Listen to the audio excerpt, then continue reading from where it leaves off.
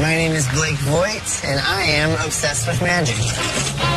I was a pretty socially awkward kid growing up. Most people, when they're younger, find it easy to go up and meet someone and say hi, and I found it easier to say hi, pick a card. Creeped out. I dropped out of college to pursue working for David Copperfield in Las Vegas, and I've been making my living the last few years creating magic for television and movies.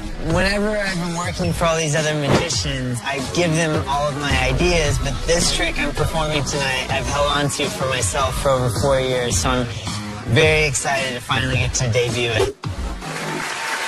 Go crazy for the superbly gifted Vogt.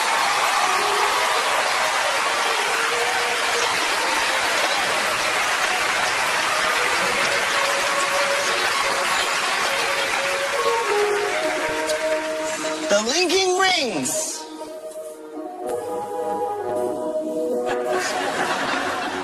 None of you seem into this. Okay, how about the linking squares? Pretty cool. You can cut the music. Thank you. I don't mean to start off my performance by making fun of a classic of magic. I love the linking rings. It's one of my favorites. It's just there's a few things with it that I think could be better. And so I would like to show you guys my version of the linking rings. But instead of using those props, I'd like to use a borrowed object from someone in the audience. So if you have a $1 bill on you, either in your wallet or in your purse, if you wouldn't mind pulling it out now, that would be great. Now, I'll let you know that I'm going to be destroying your dollar bill during this trick. So I don't want you to have to pay to see a magic trick. So I'm going to trade you my bill for yours. You, sir, do you mind if I borrow your bill? You got it. You got it. Okay, cool. Now I have to ask you, is there anything sentimental about this bill? No. So you don't mind if I destroy it? And then you can keep mine, but before I commit to destroying your bill, if you wouldn't mind looking at that camera right there and just say, I accept responsibility. Oh, thumbs up? Thumbs up works. Thank you so much, sir. Appreciate it. Give him a round of applause for volunteering. That's great. Now, this is a smaller trick. It's kind of a close-up trick since I can't use the big rings. So if you, Penn and Teller, wouldn't mind joining me on stage, that would be awesome. Thank you. Penn, if you wouldn't mind sitting here. Are you walking in this room? Yes, please. All good to see you. Please sit here. Thank you so much. Now, since this is already a unique bill, this gentleman kindly volunteered, I'm going to make it a little bit more unique by asking you guys to sign the bill. Just like that. Penn, if you wouldn't mind signing there. Thank you. And Teller, if you wouldn't mind signing on that line. Thank you so much. Now, this bill, you could argue that now is worth more than $1 with your guys' autographs on there. At least $1.01.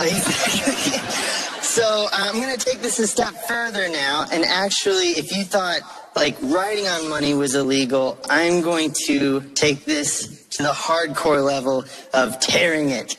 This trick is intense so far, right? So I'm going to tear it right down the middle, just like this. Now, Teller, if you wouldn't mind holding on to this half for me, I'm going to have you do a few things with that half in just a moment. But first, I'm going to ask you to fold it in half. If you could go ahead and do that, that would be great. So what we're going to do is actually form the two rings for the trick instead of using the giant silver ones. So we're going to tear out the center of each of these halves. So if you don't mind just tearing out a circle, leaving about a ½ inch border around the bill, and I'll do the same thing here with my half. Exactly. It's kind of like that deep. Perfect. So there we go. Get rid of my middle. Now what I'm going to do is take your half, and I'm going to try to create the illusion that they're linked, if that makes any sense. So it's going to use origami and kind of misdirection and a little bit of an optical illusion. So if I hold them just straight like this, you'll see that they start to look like they're linked. But that's just an optical illusion. The origami in magic starts to look a lot better whenever you open one of the bills, and whenever you open the other one, they really look like they're linked. Pretty cool? Now, thank you. Now, obviously, this is just an optical illusion. You know they're not actually linked. So, Teller, if you mind just holding up one finger for me, Just like that, the longer you stare at the illusion, the more you start to realize that they are not actually linked. Thank you. Thank you. So I'm going to try to do this one more way, but make this different than anything you've seen before. But in order to do that, I'm going to hand you the bills in a moment. But because of the legal issues with this trick and destroying money on television, tell her I'm actually going to need you to accept responsibility for these. So, Penn, if you don't mind saying into the camera, tell her accepts responsibility. Tell her accepts responsibility for all federal crimes done within the next 2 hours. Anywhere in the USA.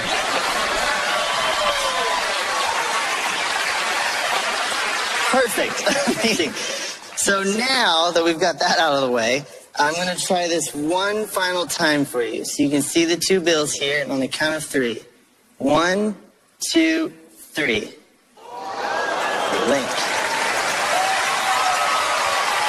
Now, what makes this link slightly different is if Teller, do you mind grabbing right here with your right hand?